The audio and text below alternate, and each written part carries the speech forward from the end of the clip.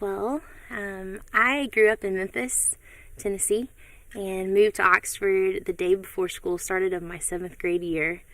And a lot of people use music for different things, but for me, it was a friend. It was a friend, and just an opportunity to express myself, transitioning from one state to another, and a really good friend, mentor, taught me how to play guitar and just encouraged me and said, "Hey, you should put your thoughts and your prayers and just your ideas into songs." And so I did, and I started writing some really bad songs at the beginning. Thank goodness that you don't end where you begin in life. That's a really good thing.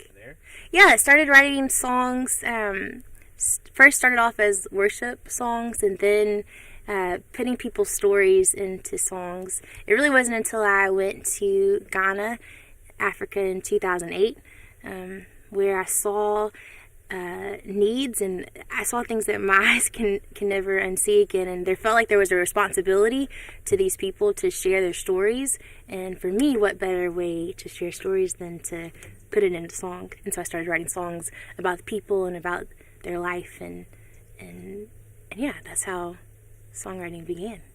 Yeah, whenever you sing a song that you wrote specifically for a story or for a specific person, it takes you back to the place where you're reliving it. I think the writing a song and a story and putting it into a song, it kind of allows you to heal and let the story just kind of like end, because maybe people come in and out of your lives, and so to capture a person's story in a song, it can kind of be like a chapter ending, but hey, you get to relive the memories within the song.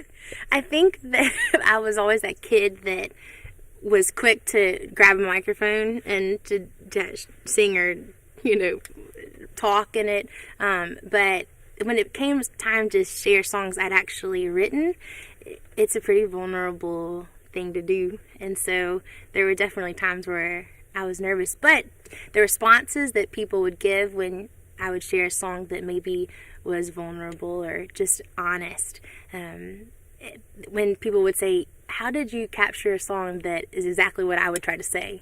That connection that you get with people when you're vulnerable and when you tell a story that's honest, it inspires you to say, "Okay, I should share." It gives you confidence to share even the tough ones, or the ones that are sensitive.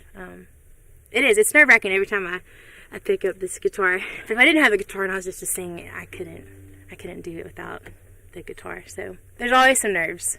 I've always wanted to see the world, and so deciding to go to Ghana in 2008 with a group of college students allowed me the opportunity to see and experience Africa. The African culture is something that I've always been really, really fond of. The colors and the dancing and the tribal, like the drums. And so I've always wanted to go, and so when the opportunity came, I took it, and because I went on that trip in 2008, there was a huge responsibility that I felt that I had to continue to share these people's lives and bring them back to the lives of you guys, and to bring these stories and bring these people into people's homes. And so what I did was I got back in 2008 and I wrote music about people and what I saw, and then I raised money for this specific orphanage that was in need. And so music gives me an opportunity to give back to what I have seen in Ghana. And so that's why I didn't know at the time what I was getting into when I went. And so completely different purpose later.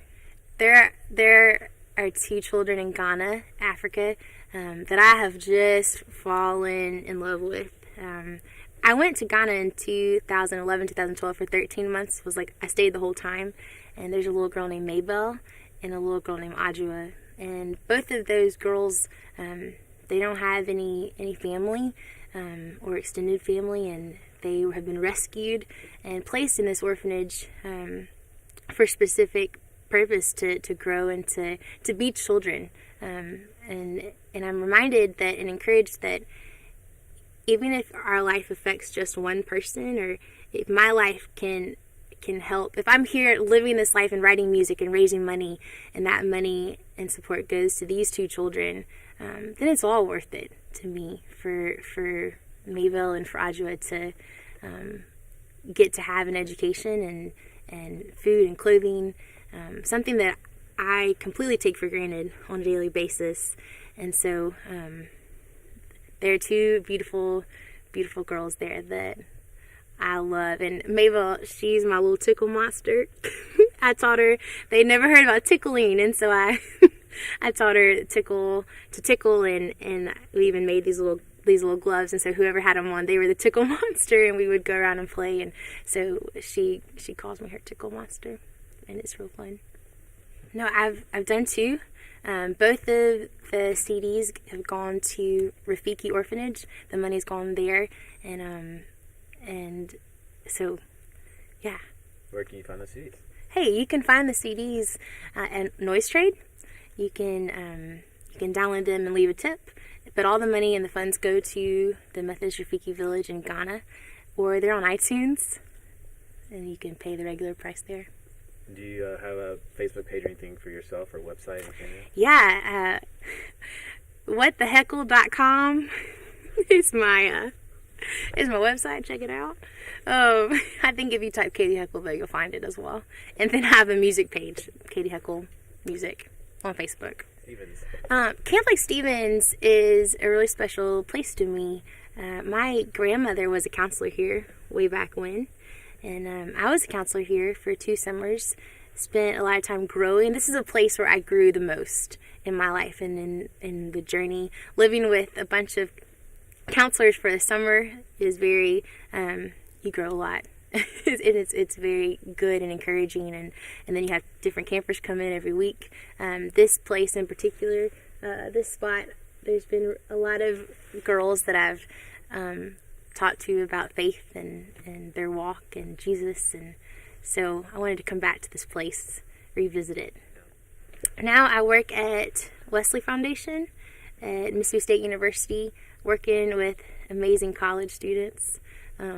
And I get to wear different hats in that job, and so I work with an amazing team of individuals that are hardworking and love Jesus and are encouraging. Actually, who gets to work with one of their heroes? But I work with one of my heroes in life, and so that's pretty amazing. And so I'm going to continue working with campus ministry, and my campus ministry job allows music. Space for music and time to play, and then it also allows the opportunity to work with Rafiki. So I'm headed back to Ghana in May of 2014, and hopefully more songs will come. But in February, I'm recording an EP that's going to be raising money for a specific cause. Rafiki had a fire that burned down their dining room building and their toilets and their storage room, and so I'm going to raise the money through the city project to rebuild this dining room. I hope people, when they meet me or hear my music, walk away feeling encouraged, feeling like their story matters through stories that I share, and just through love. I hope that they feel just encouraged to continue to live their story. We all have a story. And we all have an opportunity to make the most of what our story is. And every story is different and unique, and that is so beautiful. And I hope that people, when they meet me, they're inspired to live their story to the fullest, and to love God and to love people. I hope that's what they walk away with. We should just enjoy life and not take it for granted. Take and live every opportunity to its fullest. And someone once said that where our deepest joy and the world's deepest need meet, that's where we should live. And so I hope to do that, and I challenge all of us to do that. My name's Katie Heckel, and this has been my Oxford session.